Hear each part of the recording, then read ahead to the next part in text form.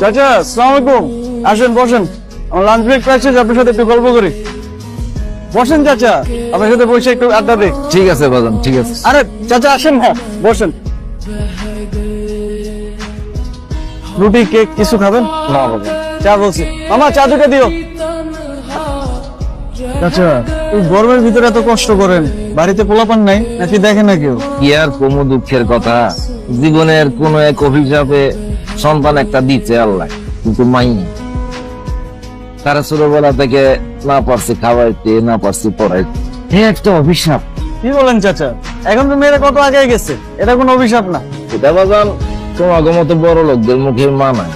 আমরা মাইয়াদেরকে ছোটবেলা থেকে খাওয়াইয়া পড়াইয়া বড় করি, তারপরে বিয়ে শাদী দেই, শেষ। পরের ঘরে গেলে কি আর আমার কথা মনে রাখবো? তার চাইতে যদি তোমার মতো একটা সওয়াল থাকতো, বুড়া কালে আমারে